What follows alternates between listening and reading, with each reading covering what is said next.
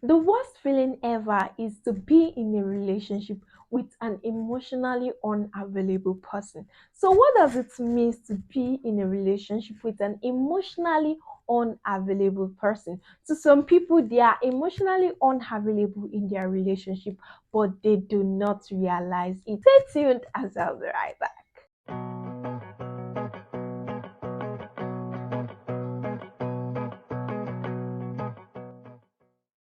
Welcome back, guys. It's good to be here again. My name is Olasumba Akela, and I am your humble host on the show. In case you are missing out on our giveaway, please do well to go back to participate in our giveaway. You need to engage at least 10 videos of insight.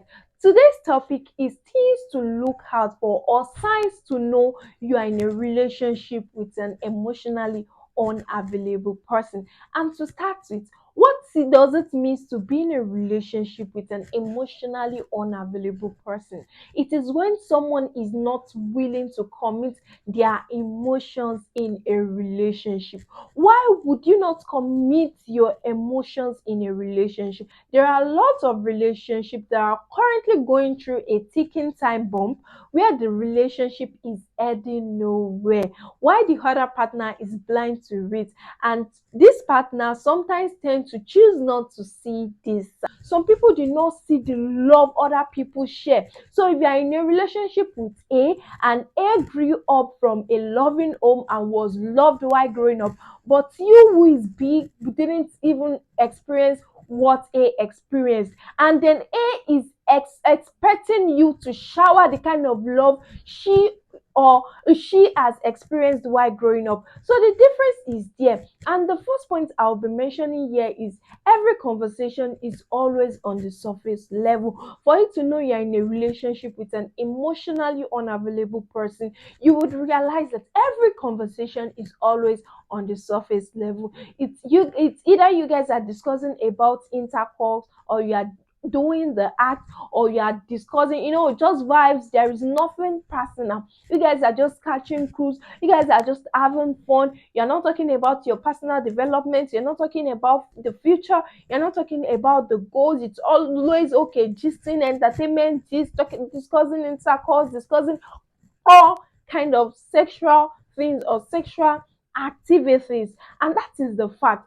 You need to go deep into each other's life if you are sincerely into each other, if you are emotionally into each other. Because if you are emotionally connected to someone, then you would want everything to be around them. You would want your discussion to be around them. They would always be your subject matter in some cases.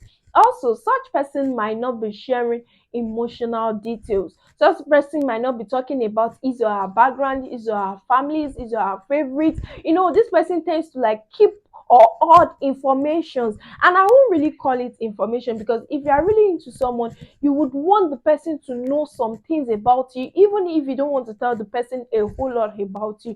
You can't imagine being with someone and you don't even know anything about their family, probably their upbringing. A whole lot of things happen daily. It happens daily. So he not mentioning it or she not mentioning it in any of your discussion is something you need to look out for, or you need to consider, or you need to look into as well. Also, emotionally disconnected. When someone is emotionally disconnected, that is how you guys like when your a conversation are centered on his or her emotions, basically on his or her emotions, to express how he feels with you. Someone could be emotionally disconnected.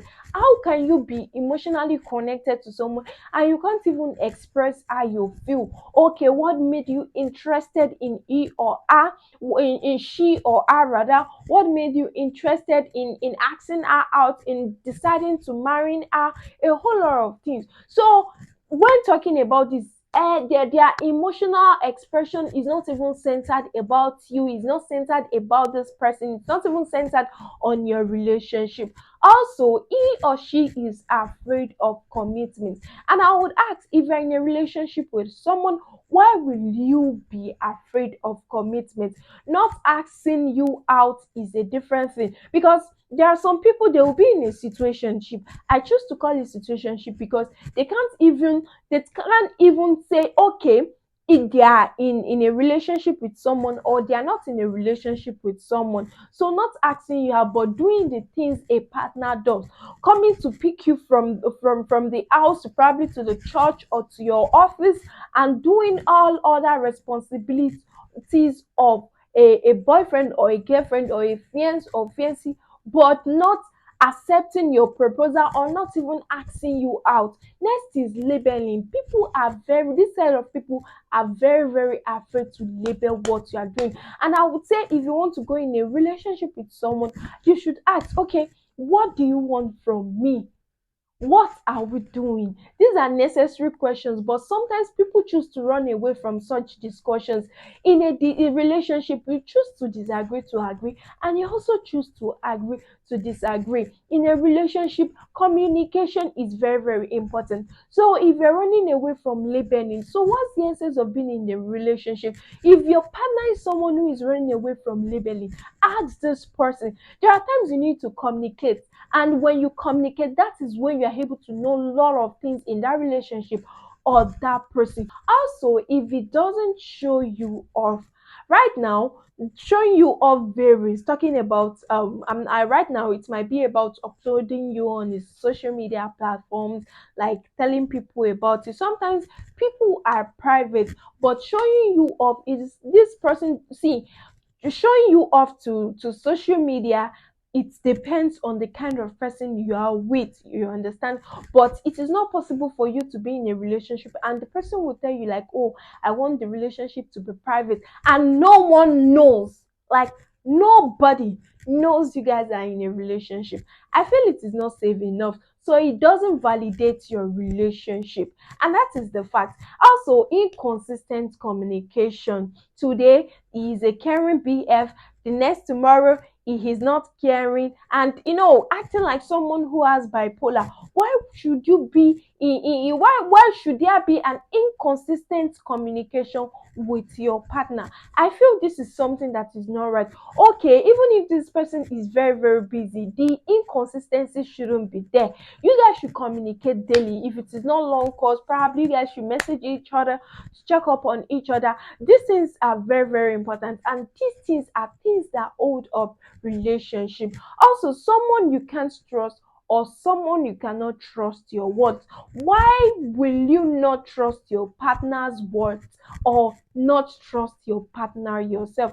I feel it is not right, and there are a lot of things that leads to trust in a relationship. Take for instance, now your partner makes promises and then he does not fulfill any of these promises, and then your belief or your brain is already accustomed to him failing these promises. So how then do you want to trust this person? I feel it is not possible. Lastly, when conversation is centered around him and not us. When conversation is centered around her and not us. If you're in a relationship with someone, there are some discussions you both will have that would need to be centered on both of you. You can't imagine you being in a relationship and the guy is always about him. I want to do this. I want to do, not like, okay, what do you feel is okay? What's your view about this? There are some decisions someone should make, if that, like someone who is in a relationship with you should make, that should center on both of you.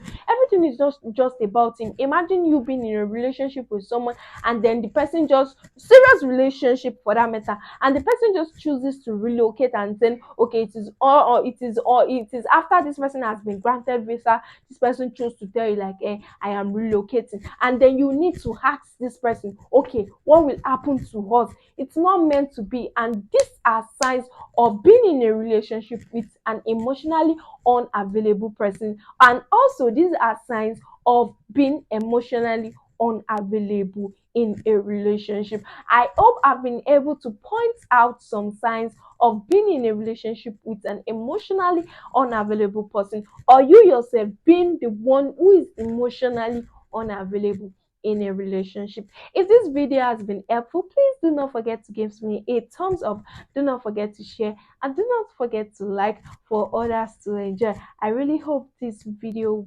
is really helpful. Until I come your way again next week, I remain your humble host, Olasumba Akila. Have a great day.